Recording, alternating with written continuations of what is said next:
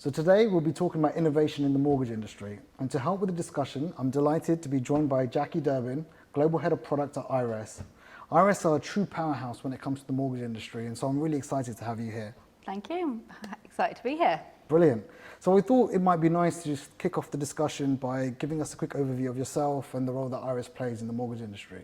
Yeah, absolutely. So as head of product, I look after our team of product managers who basically research and then design software solutions that help support financial advisors and financial advice businesses in the UK market. And that covers mortgages, but it also covers life, so protection and critical illness, income protection, as well as annuities, equity release, so a full range of financial advice products.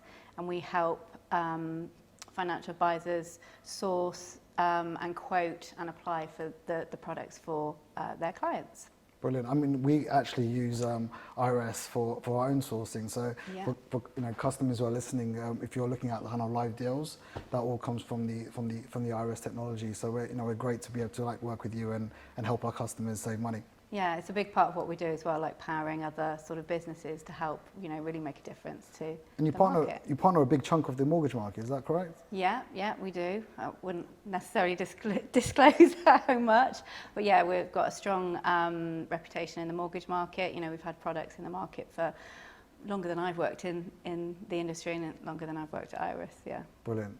So obviously rising interest rates has been a real challenge for homeowners. Over the last year, you see rates rising month on month, quarter on quarter. So I'd be really interested to kind of understand from your perspective, how has that really impacted the mortgage market? Well, firstly, from an Iress and a technology perspective, the impact we're seeing is the volatility in the products that are available for consumers. So you're seeing a lot of products get withdrawn very quickly as interest rates rise and then lenders changing their rates. So products being withdrawn, new products coming to the market. So it's keeping our team very busy, having to cope with all those changes. And I think for technology as well, it's really important to just make sure that we're helping power the market to keep up to date with everything, whether that's in terms of the rates or just education and information about what's going on. So those are the changes we've seen. And then from a lender's perspective, we're seeing different innovations in terms of products that they're bringing to the market. I'm sure we can come on to that in a bit. Yeah, sure. I mean, from our perspective, we've seen obviously homeowners being really focused around their mortgages. Maybe, well, obviously when rates were low, I think people just felt like it's something you did and there wasn't as much attention that you paid on the mortgage. But obviously with rates rising, I think people are just laser focused. And obviously when it comes to refinancing, a lot of people are seeing increases in their monthly payments and significant increases. Yeah. And so when deals are getting pulled, it can be a really stressful time. But I think as a homeowner, you don't think about the behind the scenes, how much work goes into the lenders obviously deciding they want to pull deals. Then they need to make sure they update technology providers like yourself. That then tells the mortgage advisors, and then the mortgage advisors are essentially sitting with homeowners and advising them. And obviously there was this huge urgency to kind of move really quickly to avoid disappointment. I think there were some homeowners who might historically have taken 2-3 months to make a decision, but in 2-3 months the whole kind of landscape has changed and you can end up paying so much more in interest. And so the kind of what happens behind the scenes is so important, but it really does impact kind of the ordinary homeowner, doesn't it? Absolutely, and that urgency has been exceptional at the minute. We're not talking 2-3 months, are you? You're talking deals being pulled within 24 hours or a week, so yeah. So here at Sprive, I like to think we're doing something quite different to help homeowners during this kind of challenging time. So I'd love to get your perspective on Sprive, and have you ever seen anything similar to what we're doing? So I think Sprive is pretty unique. I think it taps into something really important for the market right now, so you've got that right. I've used it as a consumer myself because I like to sort of test out innovation that's in the market. Obviously do my research from a business perspective, but I like to, from a personal perspective, see how it would help consumers. So it was really easy to use, so it was a great user experience. Really good with education side, why it's important to do overpayments, what difference is that going to make to the amount that's having to be repaid over the entire term, what are the best rates available out there, and then the other unique aspects of it, such as the cashback options, and really helping consumers find a way to overpay their mortgage and make it easy to do so. So Yeah. pretty unique. Brilliant. I mean, I think from my perspective, when we saw interest rates rising and the cost of living crisis, we thought, well, not everyone's going to be able to overpay their mortgage. And so it was really important as a leadership team to kind of think about how we could kind of think outside the box and help people. Because my personal view is that everyone should be able to be mortgage free, not just, not just the super rich. And so we came up with the idea with, Shop with Sprive. And it was really important to me that we got the big grocers.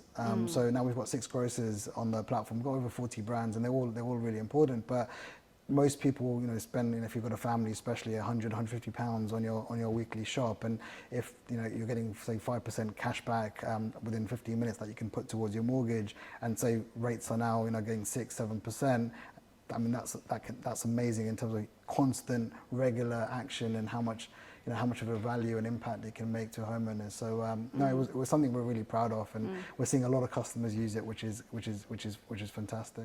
Yeah, so I'm glad you mentioned it. So how important do you think it is for tech companies to take responsibility to help homeowners during these challenging times? I think it's really important for the industry and the market in general. So that's everybody, all the players. So it's the tech companies and the lenders and the financial advisors. So everybody has a responsibility, I think. And it's great to see technology being used to make a difference. And that's really important to me in my role. I like to see innovation, but it has to be directed at a problem, and it has to provide a solution that's needed. So looking at where you can really make a difference, I think that's what technology is there for. And when you have times like this where there's a lot happening in the mortgage market, do you think that makes it more difficult to innovate, or do you think it actually makes it easier? I definitely think it's a bit of both. Sometimes when there's sort of volatility and a huge amount of change, you'll get some companies going into a real cautious mode and don't know what's going to happen, so kind of just sort of stagnate and don't really do anything. But I also think it does provide an opportunity for innovation. So companies really looking at, well, how can they help in these sort of, whether they were unprecedented times or just but normal change. So yeah, and I definitely think we've seen companies who've embraced technology to make a difference. I think we've seen a lot of success there. Yeah, I'd agree. I think for us, we're obviously a young technology company, and we're so focused on what's happening in the market, what's happening to homeowners, consumers, and it's amazing. Like when we sit down and come up with ideas, there's so many ideas on the table. I mean, one of the things that we're looking at, which we currently do for homeowners, is interest rates have gone up rapidly, but who knows if inflation could go under control, and then maybe interest rates start to drop. And the beauty of one of the features that Sprive does is that if you remortgage with us, we scan the market every day for better mortgage deals.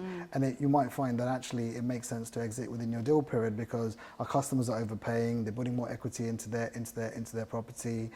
Rates have come down, so maybe they locked into a mortgage deal around 7%, and touch wood, who knows, maybe rates go down much lower, and it makes sense for them to exit the deal early. Well, we can alert them, we can then connect them to an advisor. The advisor can then validate, does that make sense to maybe break your deal early, and then lock in a mortgage deal at a lower rate, and therefore saving a lot of money. Now, if you ask the average person to monitor the market, monitor where interest rates are, monitor what deal they're at, monitor how much equity they have in the property, most people are not going to be able to do that, and so they're going to be paying much more interest than they potentially could.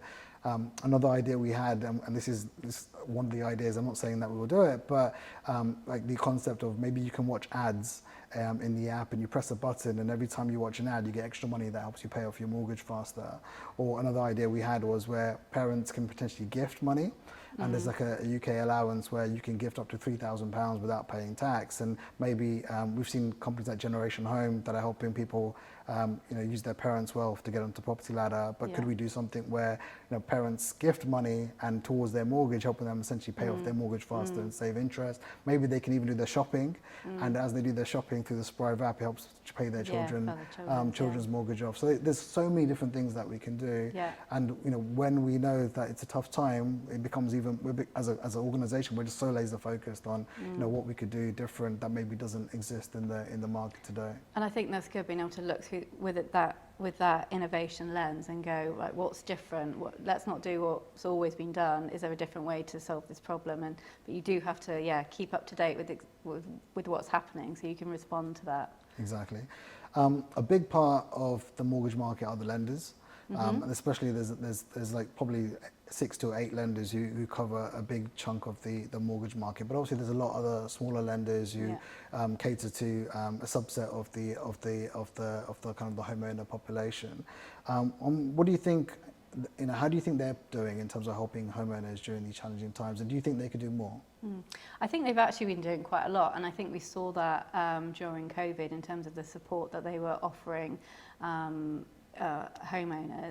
and also we've seen that through regulation and new schemes coming as well. So the mortgage charter, which is supported by 90% of the lenders in the market, is really, I guess, formalising the support that's kind of been out there during COVID, and this might be helping homeowners get revised terms without affordability checks. It might be that they need to swap to interest-only payments for 6 months. So I think that's great that lenders are doing that. And there's also new products coming to market. So lenders are looking to say, how can we help first-time buyers?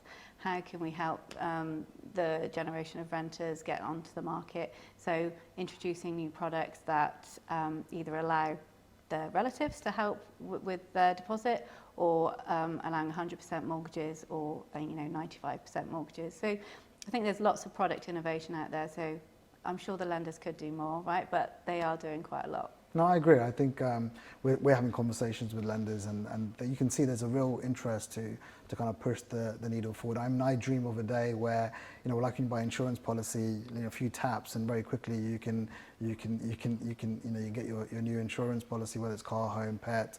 Unfortunately, it's not necessarily the same with mortgages. It's a lot more intensive process, a lot more manual process. It can take up to 8 weeks to remortgage, etc. So I think there's a huge amount of opportunity for lenders to create digital journeys and work with yourselves and companies like us to kind of move the needle forward. So we've been doing quite a lot in terms of mortgage connectivity and connecting up lenders with broker systems and different software to make the application process quicker. So not having to key data in multiple systems. So simple things behind the scenes that are actually going to make a difference to that home buying experience. But there's definitely more that can be done, and we need to look at the whole end-to-end mortgage journey. I think historically the mortgage market has been pretty slow to innovate, but we've definitely seen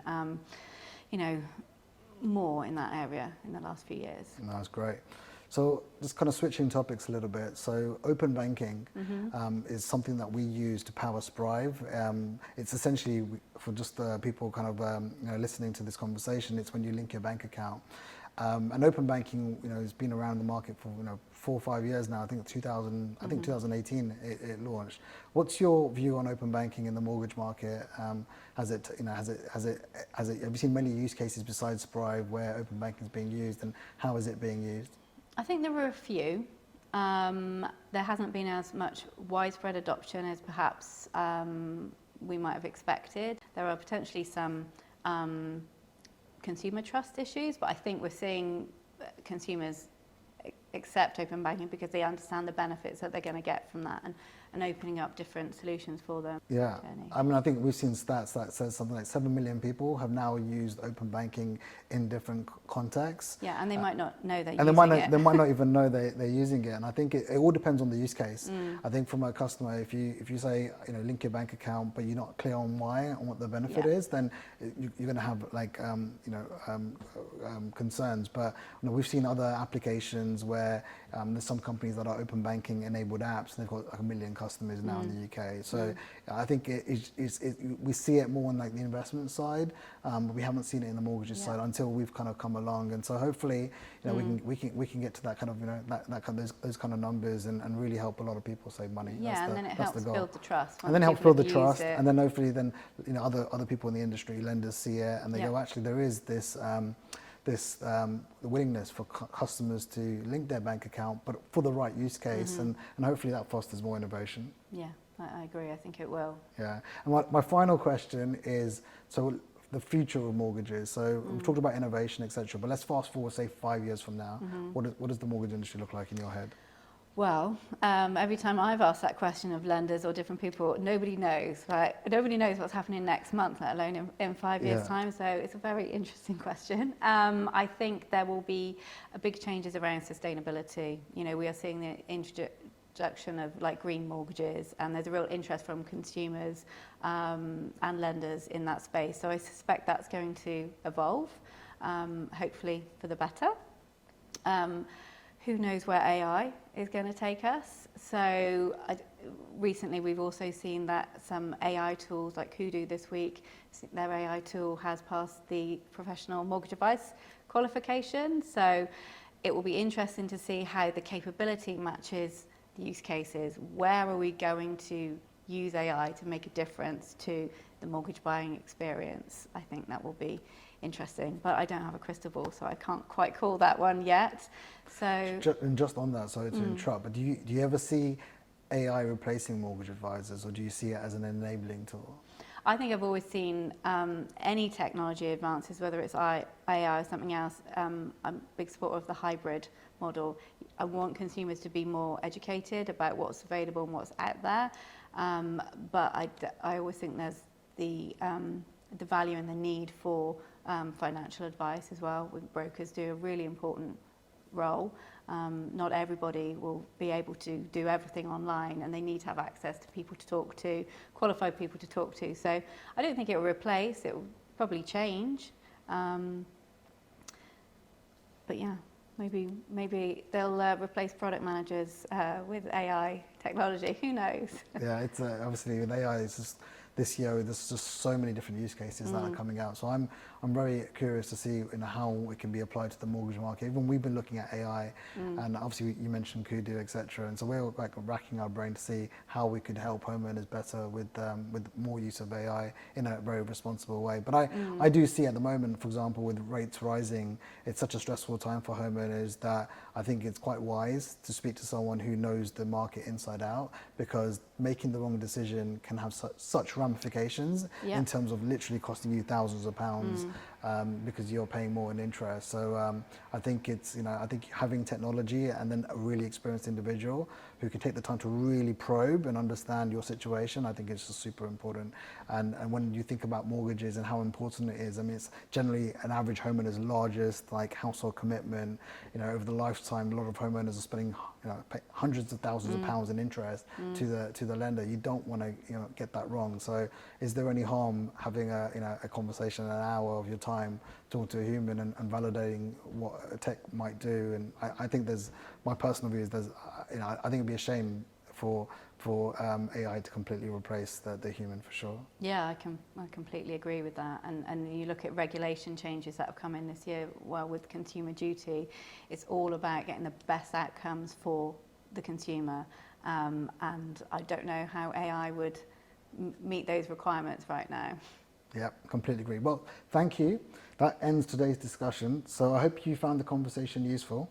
And thanks, Jacqueline, once again for being with us today. Thank you, Jinesh.